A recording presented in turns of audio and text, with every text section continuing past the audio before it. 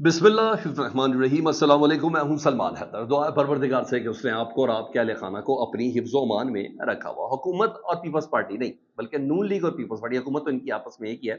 उनके दरमियान डील मुज़ाकरात का हतमी राउंड आज हो रहा है जी। आज ये तमाम फैसले हो जाने हैं, क्योंकि अगले हफ्ते IMF वाली की टीम आ रही है इधर, और IMF का बजट के साथ डेफिनेटली बहुत गहरा ताल्लुक है। और IMF पैकेज आने के लिए जारी बात है बजट का मंजूर होना बड़ा ज़रूरी है, और बजट पीपल्स पार्टी के बगैर मंजूर हो नहीं सकता। ये बड़ी बिल्कुल क्लियर स्टांस है और क्लियर पिक्चर है, और ये सबका इसको रियलाइजेशन, और पीपल्स पार्टी को तो खैर बहुत ही अच्छे से इसकी रियलाइजेशन है। अब जो इतलात हैं कि पीपल्स पार्टी जो जो मांग रही है वो उनको दिया जा रहा है, दे भी दिया गया है। उससे मुतालिक मैं बताता हूँ, पीपल्स पार्टी सिंध नहीं मांग रही, सिंध से कुछ नहीं मांग रही, क्योंकि ऑलरेडी उनके पास है। उन्होंने पंजाब से 3 डिवीजन मांग लिए जी। पीपल्स पार्टी ने मुजफ्फरगढ़ डिवीजन मांगी है, मुल्तान डिवीजन मांगी है, और तीसरी रहीम यार खान डिवीजन मांग ली है, और नून लीग मान भी गए हैं। ठीक है, ये 3 डिवीजन से मुतल्लिक जनूबी पंजाब से रिलेटेड 3 डिवीजन नून लीग वाले मान गए कि यहाँ का तरक्याती बजट पाकिस्तान पीपल्स पार्टी देखेगी, यहाँ की ब्यूरोक्रेसी के मामला पाकिस्तान पीपल्स पार्टी देखेगी, जो मेरे पास इतलात है।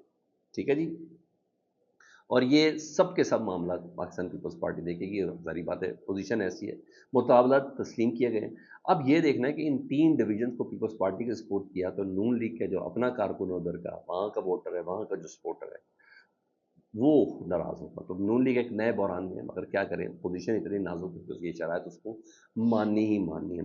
दूसरा, पाकिस्तान तहरीक इंसाफ ने मजीद स्ट्रिक्ट स्टांस लिया और बड़ी स्ट्रिक्ट पोजीशन ली है। 2 दिन पहले इमरान खान साहब ने ये कहा था साथियों से गुफ्तगू करते हुए जुमेरात के रोज़, उन्होंने कहा था कि मैं दरख्वास्त देने जा रहा हूँ, मैं बाकायदा कानूनी चाराजोई करूँगा कि जो अडियाला जेल के अंदर एजेंसियों के लोग बैठे हैं ना, उनके खिलाफ मैं दरख्वास्त देने लगा।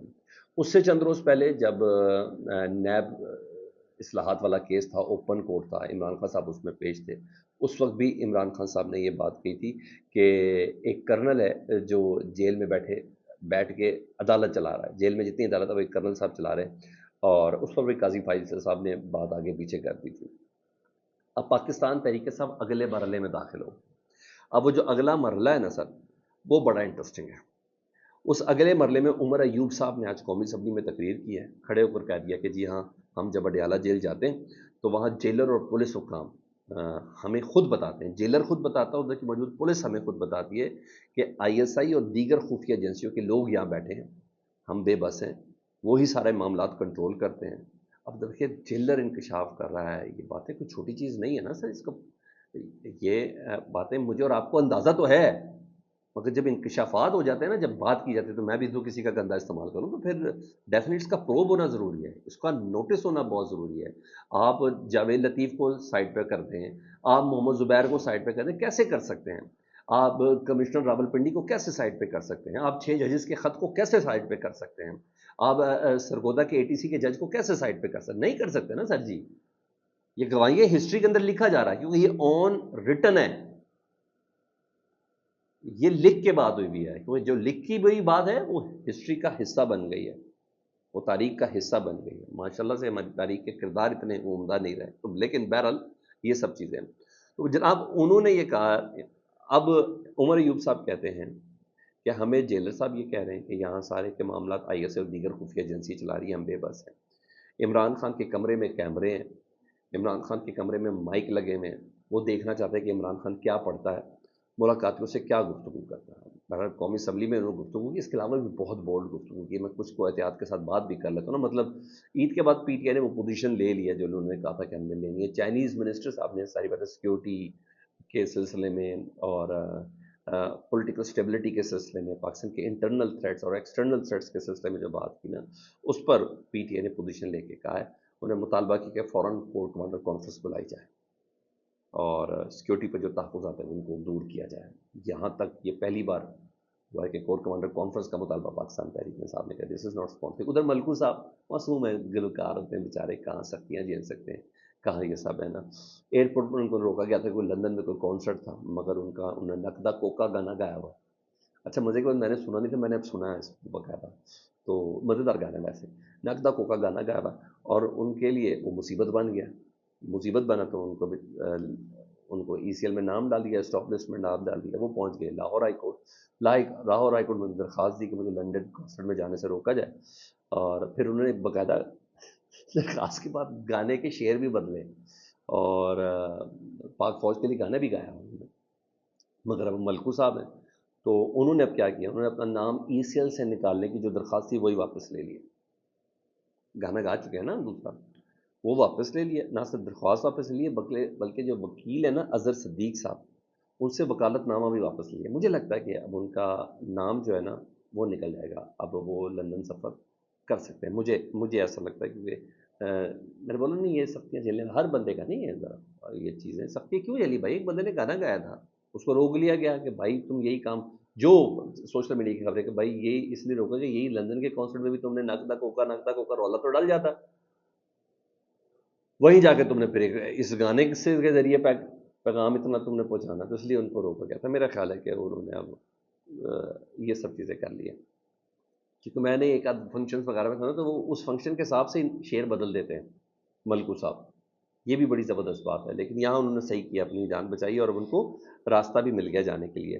ادھر گھر کے بیدی ایک کے بعد ایک جی لنکا ڈھا رہے ہیں. پہلے محمد زبیر صاحب نے بتایا خفیہ ملاقاتوں کا, ابھی تک کسی کی وضاحت نہیں آئی. آپ نوٹ کر لیں, نہ ہی نواز شریف صاحب, نہ ہی شہباز شریف صاحب, نہ ہی مریم نواز صاحبہ, ان میں سے کسی کی وضاحت نہیں آئی. ایک صدیقی صاحب ہیں, ان کی مجھے یہ بتا دیں ان کی وضاحت کا ان کو نہیں. بھائی اس بندے کی وضاحت ابھی تک کوئی نہیں دے سکتا, کوئی دے بھی نہیں سکتا نا, کیونکہ یہ آفیشیل بندہ تھا, یہ باقاعدہ ترجمان تھا. جس زمانے میں یہ جنرل باجوہ صاحب سے ملاقات, ڈیلیں, خفیہ ملاقات, لندن ساری ڈیل, رجیم چینج آپریشن, ان تمام چیزوں کی جو بات کر رہے ہیں نا, یہ نواز شریف صاحب کا خفیہ بندے تھے. مریم نواز صاحب کے آفیشیل ترجمان تھے, اور ان ترجمانوں کے حوالے سے D G I S P R نے بھی اپنی پریس کانفرنس میں کہا جی نواز شریف صاحب کی طرف سے پیغام رسانی یہی صاحب کرتے تھے. تو یہ ساری باتیں تو اب وہ کر رہے ہیں ایکسپوز. تو اب اس کو ابھی تک کسی نے تردید نہیں. جاوید لطیف صاحب پھر سے آئے ہیں, انہیں موجودہ حکومت کو ایکسپوز کر دیا, بہت پہلے بھی کیا اور تگڑے طریقے سے ایکسپوز کر دیا. انہوں نے کہا جنہوں نے یہ سارا سسٹم, سوال تھا نا کہ سسٹم سمٹ جائے گا کیا ہوگا, انہوں نے کہا نہیں. انہوں نے کہا جنہوں نے یہ سارا سسٹم ارینج کیا ہے نا وہ اتحادیوں کو بھی اکٹھا رکھیں گے, وہ ایم کیو ایم کو کہیں نہیں جانے دیتے, وہ پیپلز پارٹی کو کہیں نہیں جانے دیتے, کوئی اتحادی ادھر ادھر نہیں ہوگا. ادھر فیصل وارڈر صاحب بھی کہتے ہیں کہ نہ 3 میں, نہ 13 میں, نہ حکومت میں, نہ اپوزیشن میں, آپ کو پتہ ہے آپ کس کوریڈور کے ہیں. وہ کہہ رہے ہیں ڈنکے کی چوٹ پر بجٹ منظور ہوگا, کوئی مائیکل لال اس کو روک نہیں سکتا, کسی میں ایسی جرت نہیں کہ بجٹ کو پاس ہونے سے روکے. یعنی ہر چیز وہی انڈرسٹینڈنگ ہے. ادھر جاوید لطیف صاحب پیپلز پارٹی کی بات کریں کہ بھائی کہاں جانا ہے, یہ سب انڈرسٹینڈنگ, مطلب بتا رہے ہیں کہ بھائی یہ سب ہے پورا کچھ نہیں. ہاں میاں صاحب جو کہتے تھے کہ میں بڑا جمہوری آدمی ہوں, میں بڑا آئینی آدمی ہوں, میں بڑا نظریاتی آدمی ہوں, میں بڑا اب جمہوری سیٹ اپ کے دعوے دار ہو گئے. بتائیں یہ سیٹ اپ کس نے ارینج کیا ہے؟ بقول جاوید لطیف انہوں نے ارینج کیا ہے, جنہوں نے ماضی میں بھی ساری ارینجمنٹ کی تھی, جس کے متعلق آپ عمران خان صاحب پہ الزام لگاتے تھے کہ ان کی ارینجمنٹ پہ آئے تھے. تو یہ ارینجمنٹ اس سے متعلق ذرا ہے نا, اس کی تشریح ضروری ہے. مجھے ایسا لگتا ہے کہ تشریح بہت قابل غور ہونی چاہیے. پاکستان تحریک انصاف کے لیے کچھ ضمانتوں کے حوالے سے اچھی خبر ہے جی. سیشن کورٹ نے اسد کیسر صاحب کی آزادی مارچ پہ 4 کیسز کے اندر ضمانتیں کنفرم کر دی ہیں جی. ادھر علی بخاری اور شعیب شاہی نے احتجاج کیا تھا, ان پہ ٹی سی کے جج نے فیصلہ محفوظ کیا تھا, وہ فیصلہ بھی ہو گیا, ان کی ضمانتیں بھی کنفرم ہو گئی ہیں. تو یہاں یہ بہرحال چل رہا ہے, مگر اس کو انورٹڈ کوماز کے اندر رکھیے گا کہ ابھی تک محمد زبیر کے الزامات, جاوید لطیف کے الزامات پر کسی قسم کی باقاعدہ کوئی تردید نہیں آئی, کوئی وضاحت نہیں آئی. ایک بار بول دینا میاں صاحب اور مریم نواز صاحب, تو بولیں گے تو محمد زبیر تو ویسے ہی زخمی ہیں, ان کو ان بھی رہنا ہے, ان کو آن بھی رہنا ہے, ان کو ایکٹیو بھی رہنا ہے. تو محمد زبیر سے زیادہ کون راز جانتا ہے؟ کیا خیال ہے؟ فیڈ بیک سے متعلق ضرور آگاہ کریں. اپنا بہت زیادہ خیال رکھیں. اللہم صلی علی محمد و آل محمد.